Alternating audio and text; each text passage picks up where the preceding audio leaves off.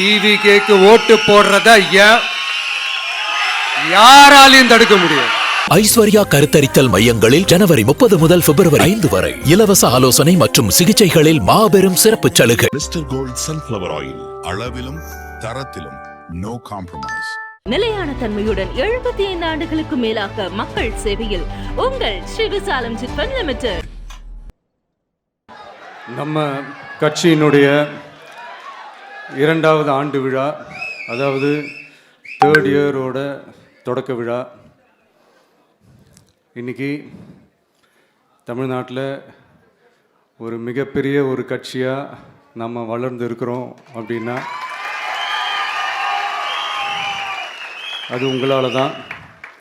Plus நம்மளை நேசிக்கிற கோடிக்கணக்கான மக்களும் தான் அதுக்கு ஒரு மிக முக்கிய ஒரு காரணம். நீங்கள் தான் என்னுடைய ஒரு மிகப்பெரிய ஒரு பலம்.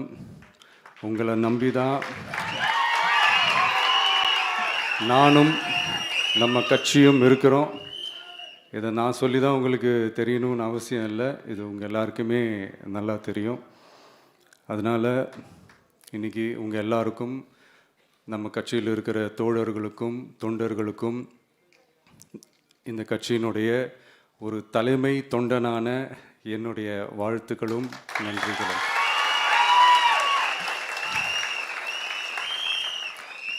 அப்புறம் என்ன, மைக்கை பிடிச்சாச்சு, வெடியை கொளுத்தி போட்டுருவோமா?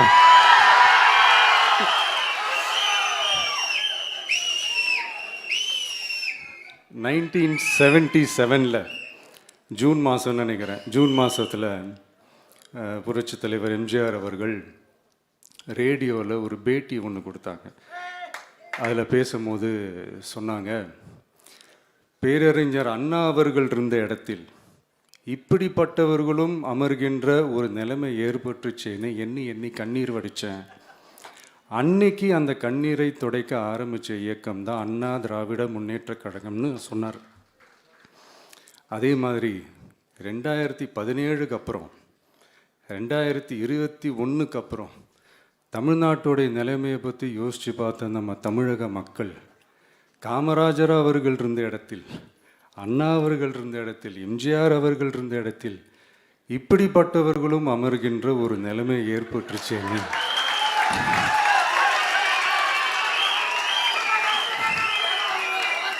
தமிழக மக்கள் கண்ணீர் வடித்தாங்க. இன்னைக்கு இந்த கண்ணீரை துடைக்க ஆரம்பித்த இயக்கம் தான் தமிழக வெற்றிக்கழகம்.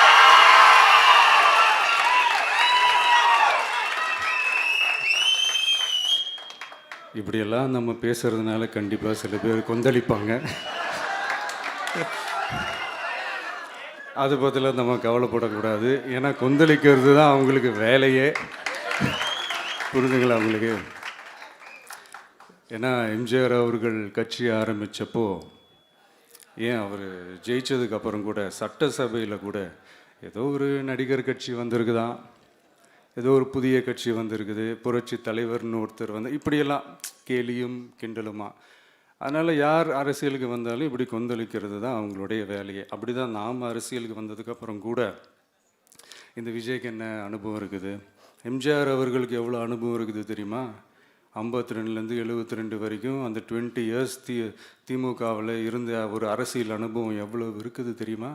விஜய்க்கு என்ன பெரிய அனுபவம் இருக்குதுன்னு கேட்டால் அதே வாய் தான் அன்னைக்கு எம்ஜிஆர் அவர்களை பார்த்து, அன்னைக்கு எம்ஜிஆர் அவர்களை பார்த்து, அரசியல் அரிச்சுவடி தெரியாதவர், கவர்ச்சியை மட்டுமே நம்பி இருக்கிறவர், அட்டக்கத்தி, வாய் விளம்பர வள்ளல், இவருக்கு கேள்வி மட்டும்தான் கேட்க தெரியும், பதில் சொல்ல தெரியாது, நிருபர்களை சந்திக்க மாட்டார், டெல்லியை வகச்சிக்க மாட்டார், மேலே இருந்து அவருக்கு அவ்வளோ ப்ரெஷர் இருக்குது, அப்படி இப்படின்னு சொன்னதும் அதே வாய் தான். அதனால் எம்ஜிஆர் அவர்களை மட்டும் இல்லை, அவருடைய தொண்டர்களை கூட விட்டு வைக்கலை. அது என்னது, இந்த பளபளப்பு ஜொலி ஜொலிப்பை பார்த்தா பல்லிழிப்பவங்க, இப்படியெல்லாம் கிண்டலும் கேலியுமா, இது எல்லாம் மக்கள் ஒரு மாதிரி சைலண்ட்டாக வாட்ச் பண்ணிக்கிட்டு என்ன பண்ணாங்கன்றது உங்களுக்கே நல்லா தெரியும். அவர் ஜெயிச்சதுக்கப்புறம் இந்த அரசியலில் பழந்துன்னு கொட்டை போட்ட அனுபவிச்சாலையும் இருப்பாங்கன்னு சொல்லுவாங்கள்ல, அவங்க எல்லாருக்குமே அந்த கோட்டைன்றது ஒரு பகல் கனவாகவே மாறிடுச்சுன்னா பார்த்துக்கோங்க.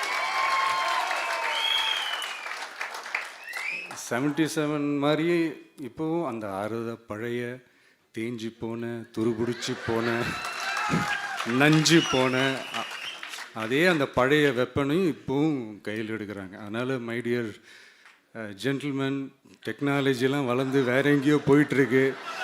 அட்லீஸ்ட் உங்கள் டெக்னிக்கையாவது கொஞ்சம் மாற்றுங்க பாஸ்.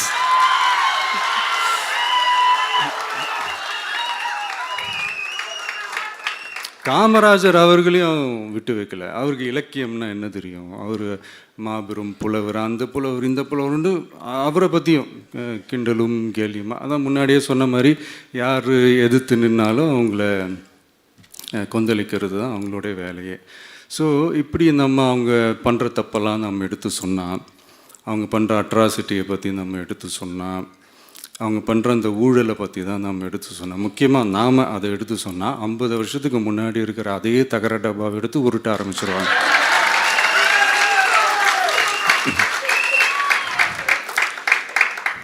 பவள விழா பாப்பாவுக்கு வேற என்ன தெரியும்?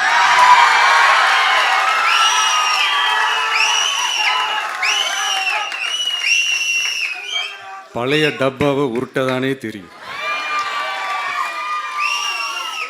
அதுக்காக நாம் அவங்க பண்ணுற தப்பெல்லாம் சொல்லாமல் வெளியே சொல்லாமல் இருக்க முடியுமா? சொல்லுவோம், சொல்லிக்கிட்டே இருப்போம். நம்மளை தவிர யார் அவங்கள ஏற்று நின்று கேள்வி கேட்கறது? யாருக்கு அந்த தில் இருக்குது?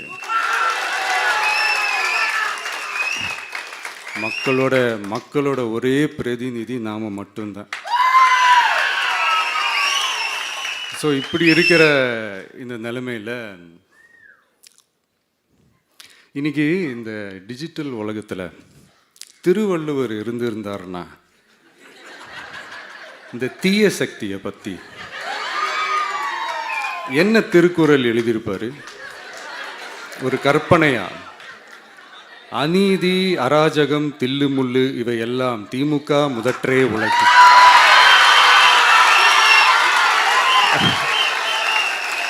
ஒரு கற்பனையா?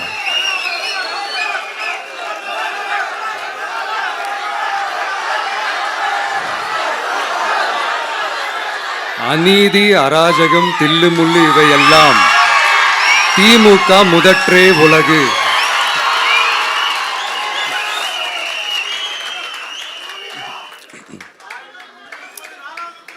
அடுத்து இந்த என்னப்பா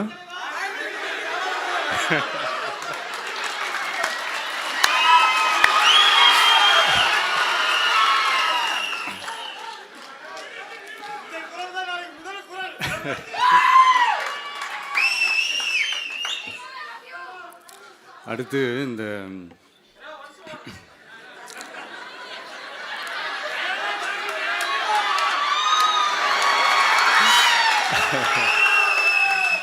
சொல்லிட்டேன், 2 வாட்டி சொல்லிட்டேன். அநீதி அராஜகம் தில்லுமுள்ளு இவையெல்லாம் திமுக முதற்றே உலகு.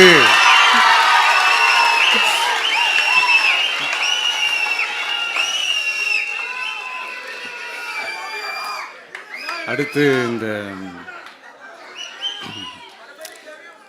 இந்த மும்முனை போட்டி 4 முனை போட்டி அப்படிலாம் சொல்கிறாங்களே, சரி அவங்கள பொறுத்த வரைக்கும் அப்படியே இருக்கட்டும். அதில் மாபெரும் மக்கள் சக்தியாக நம்ம அணி ஒரு பக்கம், அடுத்து திமுக தலைமையில் மற்ற கூட்டணி கட்சிகள் ஒரு பக்கம், அடுத்து பாஜக தலைமையில் மற்றும் பலர்.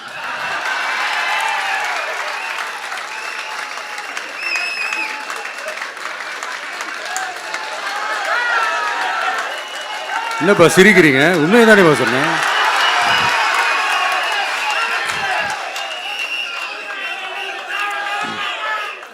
ஸோ இப்படி எத்தனை சக்திகள் எத்தனை பேர் வந்தாலும் திமுகவை வீழ்த்துறதுக்கு மாபெரும் மக்கள் சக்தியான நம்மளால் மட்டும்தான் முடியும். நம்ம டிவிகேவால் மட்டும்தான் முடியும். ஸோ இப்படி இருக்கிற இந்த நிலைமையில ஏய் விஜய் வீட்டு விட்டு வெளியே வா, ஏய் விஜய் வீட்டு விட்டு வெளியே வா, இப்படியெல்லாம் கேட்கும்போது எனக்கு எப்படி அது தோணுதுன்னா, ஐயோ இவங்க ஒவ்வொரு வீட்டில் இருக்கிற ஒவ்வொரு விஜயும் இவங்க கூப்பிடுற மாதிரியே எனக்கு தோணுது.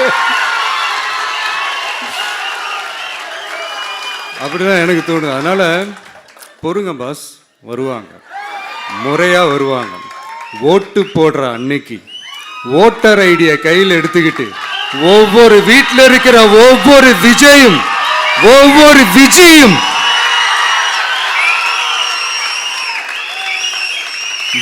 பூத்தா காலையிலேயே வந்து நிப்பாங்க பாருங்க. அன்னைக்கு தெரியும் பாருங்க, ஏண்டா இந்த விஜய கூப்பிட்டோம்னு.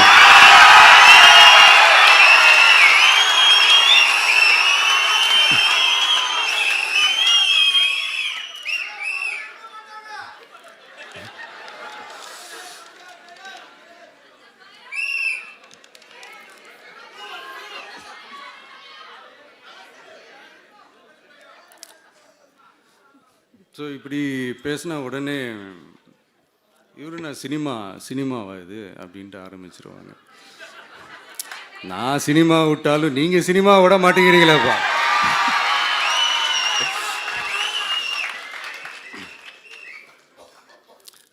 அப்புறம் இன்னொரு ரீசெண்டாக அந்த ஒரு விஷயம் போயிட்டுருக்குல்ல, இந்த கருத்து கணிப்பு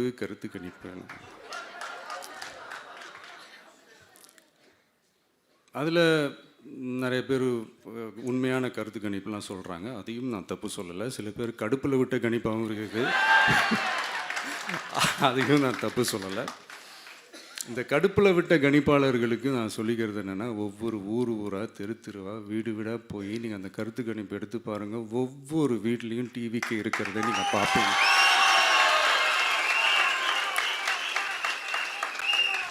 அப்படி சப்போஸ் உங்களுக்கு அது ஷாக்கிங்காக இருந்துச்சுன்னா ரப்பர் வச்சு எல்லாத்தையும் அழிச்சிட்டு மறுபடியும் முதல்லேருந்து எடுத்து பாருங்கள், அதே ரிசல்ட் தான் வரும்.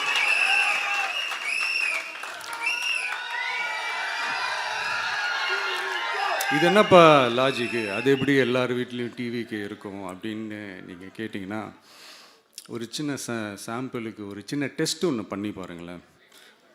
நம்ம சிஎம் சார் இருக்காங்கள்ல, ஸ்டாலின் சார், ஒரு 2 இயர்ஸ் பேக் இருக்கும்னு நினைக்கிறேன். ஒரு மேடையில் பேசும்போது சொன்னாங்க, இந்த மாதிரி என்னோட கட்சிக்கு அவங்களுடைய கட்சிக்காரங்க சில பேர் பண்ணுற அட்ராசிட்டி, ஒரு சில மந்திரிகள் பண்ணுற சில அட்ராசிட்டிஸ்லாம் பார்த்து ராத்திரியில் எனக்கு தூக்கமே வரமாட்டேங்குது அப்படின்னு ஒரு 2 இயர்ஸ் பேக் இருக்கும்னு நினைக்கிறேன். அந்த வீடியோ கூட இருக்குது.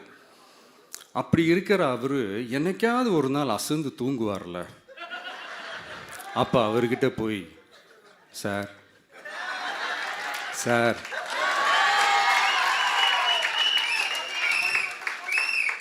எந்த சின்னத்துக்கு சார் ஓட்டு போடுவீங்க அப்படின்னு கேட்டு பாருங்க. விசில் சின்னத்துக்கு தான்.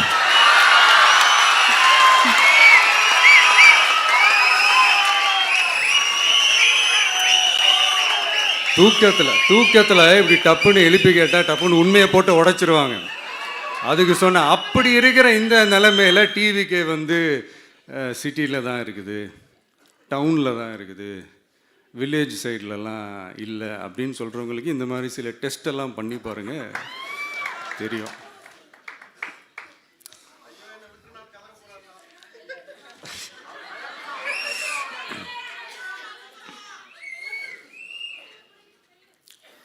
விசில் சின்னம் போகாத ஊரே இல்லை.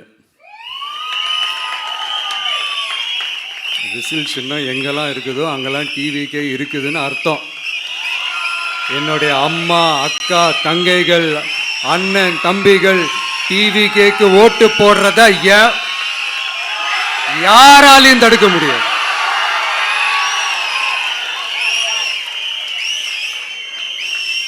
ரத்த சொந்தமா நம்மளை நினைக்கிற நம்மளோட வகையராக்களை எந்த கட்சியாலையும் எவ்வளவு விலை கொடுத்தாலும் வாங்கவே முடியாது.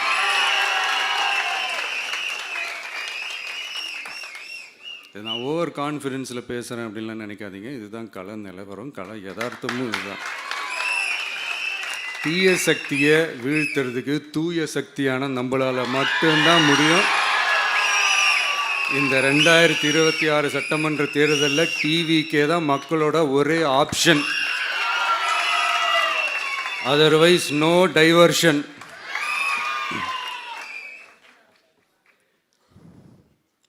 இந்த டப்பா இன்ஜின்,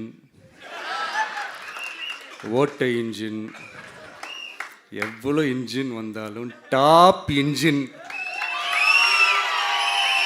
நம்ம டிவிக்கே தான்ன்றது மக்கள் ஆல்ரெடி முடிவு பண்ணிட்டாங்க. அதனால் நம்மளுடைய தோழர்கள் அதை மனசில் நல்லா ஏற்றிக்கிட்டு இன்னும் ஷார்ப்பாக ஒர்க் பண்ணுங்கள். நான் ஏற்கனவே சொன்ன மாதிரி ஒன்றியம், நகரம், பேரூர், பகுதி, கிளை எல்லா இடத்துலையும் அந்த பூத்தாக அந்த நம்மளுடைய வேட்பாளர்களுக்கு ஒற்றுமையாக இருந்து வேலை செய்யுங்க. நமக்கு மாபெரும் கூட்டணியான மாபெரும் மக்கள் சக்தியான குடும்பமாக நம்மளோட இருக்கிறாங்க. இன்னொன்று அன்றைக்கி நான் சொன்ன மாதிரி நம்மளுடைய விசில் சின்னத்துக்கு ஓட்டு போட வைக்கிறது மட்டும்தான் உங்களுடைய வேலை. மற்றதெல்லாம் மக்களோட சேர்ந்து நான் பார்த்துக்கிறேன்.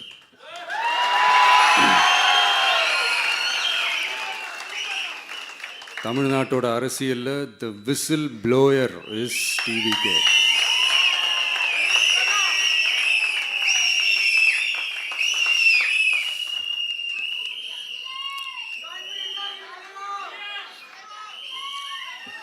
நம்ம மக்கள் இந்த விசில்ல ஊதுல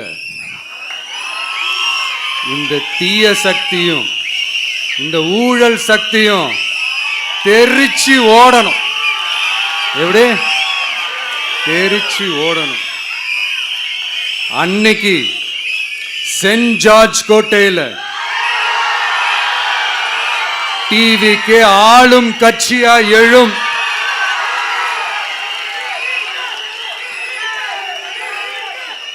உங்களோட நான் இருக்கேன், நம்மளோட நம்ம மக்கள் இருக்கிறாங்க. இதுக்கு மேல என்ன வேணும்? கான்ஃபிடென்ட்டா இருங்க, நல்லதே நடக்கும், வெற்றி நிச்சயம். மீண்டும் சந்திக்கும் வரை நன்றி, வணக்கம்.